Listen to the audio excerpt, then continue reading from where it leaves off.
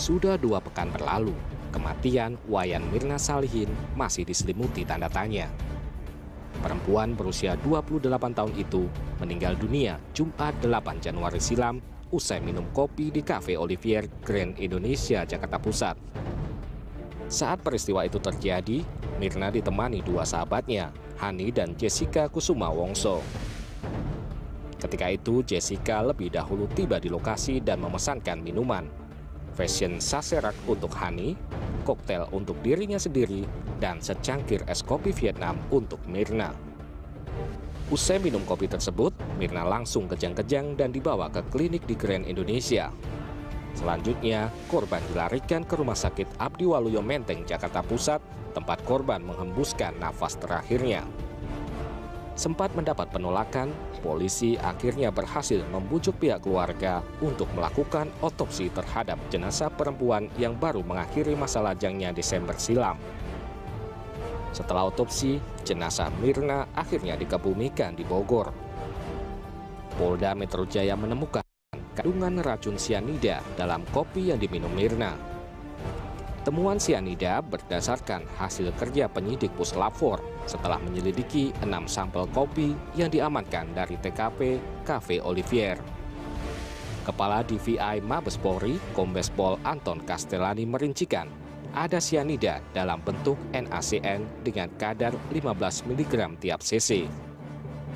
Jika secangkir kopi yang diminum Mirna berjumlah sekitar 250 cc, maka ada 3.750 mg sianida di dalamnya. Dengan dosis 3 gram itu, secangkir kopi yang diminum Mirna mampu menewaskan 20 hingga 25 orang. Padahal sianida dapat mengakibatkan kematian hanya dengan dosis 150 sampai 200 mg saja. Adanya sianida sekaligus mengundang sejumlah pertanyaan. Siapakah yang memasukkan racun mematikan itu ke dalam kopi Mirna? Kita sudah mendapat laporan dari laboratorium forensik bahwa benar ada kandungan sianida. Saya tidak sebutkan berapa gram dan lain-lain. Maka dari itu merupakan petunjuk bagi kami untuk mengungkap kasus ini. Ya, belum ada tersangka dalam kasus ini. Temuan sianida memberi titik terang bagi penyidik Reserse Kriminal Umum Polda Metro Jaya. Direktur Ditreskrimum Polda Metro Jaya, Kombes Krishna Murti, memberi isyarat ada kemajuan untuk mengungkap kasus tersebut.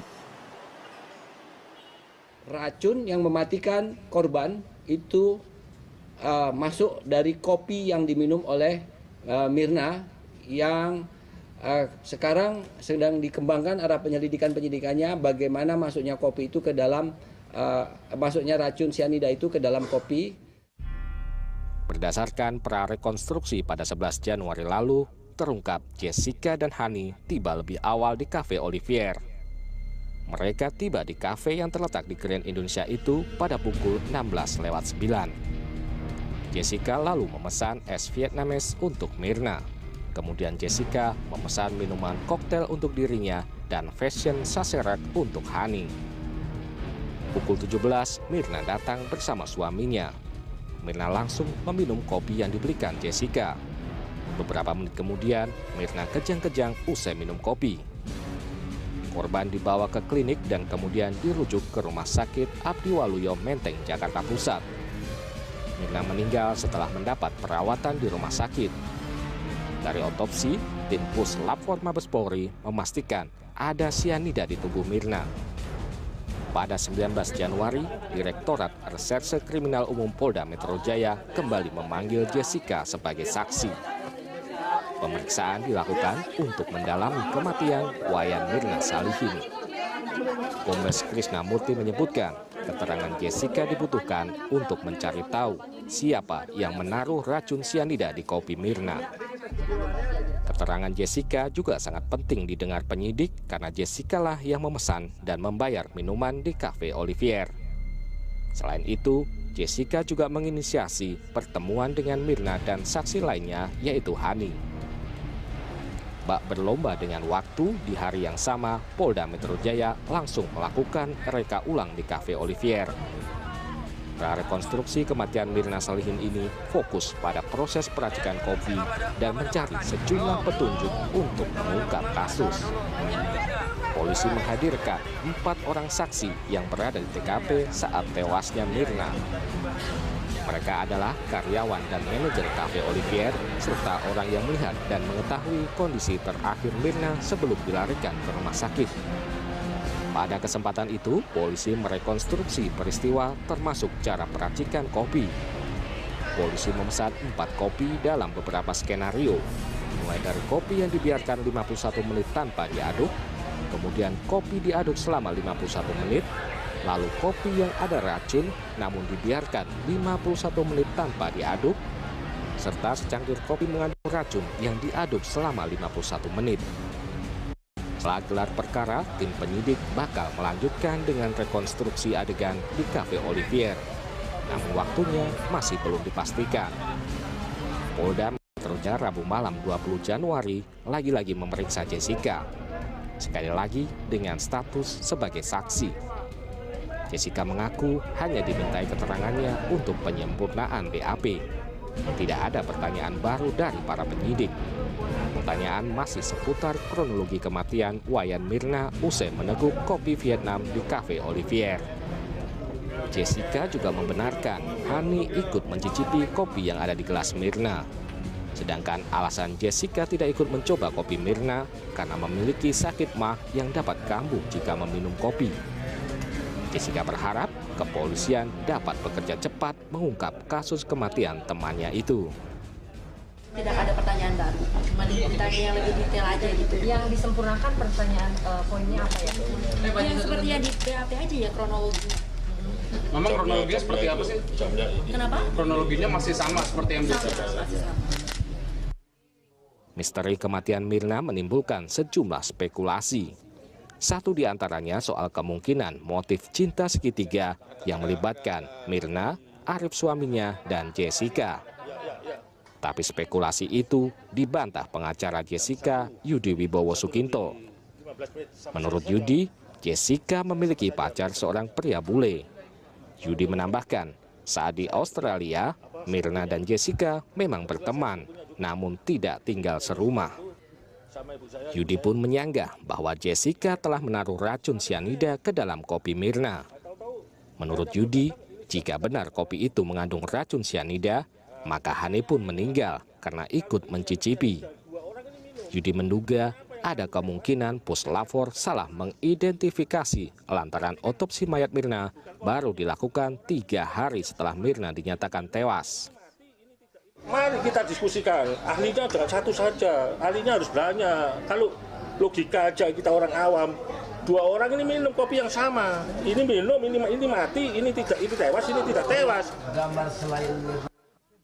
Sianida terbukti sudah ditemukan dan sejumlah saksi beberapa kali menjalani pemeriksaan. Namun polisi belum juga menemukan siapa tersangka dalam kasus kematian Mirna. Menurut Kabid Humas Polda Metro Jaya, Kombes Pol Muhammad Iqbal, hal ini terjadi karena polisi belum menemukan 2 alat bukti yang cukup. Muhammad Iqbal menegaskan, bila penyidik telah menemukan sekurangnya 2 alat bukti yang cukup, pihaknya akan segera melakukan gelar perkara. Strategi penyidikan, nanti kalau meriksa lain J, ya kan penyidik memeriksa selain J, itu juga strategi penyidikan. Tidak hanya teman-teman Mirna, penyidik Subdit Jatanras Ditreskrimum Polda Metro Jaya juga melacak kasus ini dengan memeriksa suami, orang tua, dan keluarga Wayan Mirna Salihin. Suami Mirna, Arif, datang ke Polda Metro Jaya bersama mertuanya, Dermawan Salihin, dan saudara kembar Mirna, Sandy Salihin. Seusai diperiksa penyidik Direktorat Reserse Kriminal Umum Polda Metro Jaya, Arif tidak mau berkomentar banyak. Sementara Dermawan Salihin sangat berharap polisi dapat membongkar misteri kematian anaknya. Dia dan anggota keluarganya siap memberikan semua informasi yang diperlukan. Arif dan Dermawan memberikan keterangan selama 5 jam. Jadi intinya gini, kasus ini harus dibongkar karena Kalau tidak dibongkar bisa dibayangkan nanti banyak yang mati kena sianid, nggak ada apa-apa dipikir, nggak ada hukumnya, betul kan?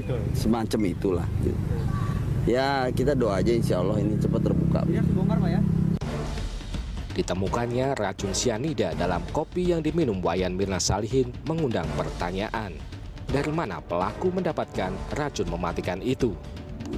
Bukan spekulasi, sianida tidak dijual bebas.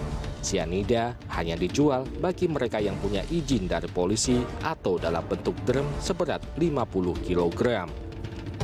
Polisi menduga pemberi sianida untuk Mirna memiliki profesi khusus. Sang pemberi adalah orang yang tidak asing dengan racun mematikan itu, atau sang pemberi memang punya akses untuk mendapatkan senyawa mematikan itu. Sulitnya memperoleh sianida dibenarkan Direktur Pengawasan Produk Berbahaya BPOM, Mustafa. Di Indonesia, menurut Mustafa, sianida tidak dijual bebas.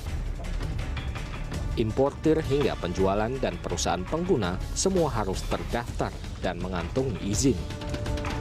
Karenanya, Mustafa mensinyalir ada sianida yang dipakai membunuh Mirna diperoleh melalui jalur gelap atau orang-orang yang memang dekat dengan sumber sianida.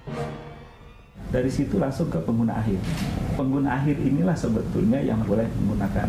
Nah, di jalur-jalur seperti ini, ya kita tidak tertutup kemungkinan memang ada kebocoran. Nah, kebocoran inilah sebetulnya mungkin ya masuk ke dalam tanda kutip pasar gelap. Oke.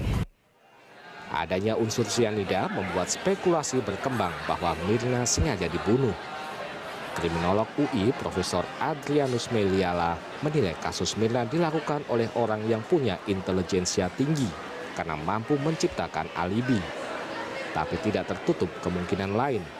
Kasus ini dilakukan seseorang yang masih amatir. Sebab dosis sianida di kopi Mirna sangat tinggi.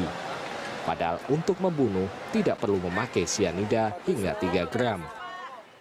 Ada dua kemungkinan. Pertama, dia memang punya intelijensi yang luar biasa tinggi untuk menyembunyikan semua alibi, semua motif dan juga kemungkinan cues yang ada pada dirinya sehingga kemudian tidak diketahui oleh polisi. Atau yang kedua, dia memang luar biasa amatir nih. Tadi kita bicara mengenai bahwa sebetulnya dengan 15 mg itu sudah mampu membunuh sekian orang. Sebenarnya hanya dengan satu titik saja sebenarnya sudah bisa membunuh. Tapi toh dia buang saja begitu banyak. Dan bereaksi langsung cepat. Ya, mengindikasikan bahwa dia memang tidak paham dengan apa itu sianida. Pada Jumat kemarin, tim Reskrimum Polda Metro Jaya mengamankan pembantu rumah tangga Jessica berinisial SR. Menurut polisi, SR bisa menjadi saksi kunci dalam kasus ini. Sehingga untuk memudahkan proses penyelidikan, SR diamankan. Direktur Kriminal Umum Polda Metro Jaya, Kombes Pol Krisnamurti menjelaskan, SR diamankan di suatu tempat agar memudahkan kehadirannya. SR merupakan pembantu rumah tangga Jessica yang diminta membuang celana yang dipakai Jessica saat bertemu Mirna di Cafe Olivier. Menurut pengacara Jessica, celana itu dibuang karena robek dan sudah tidak layak pakai.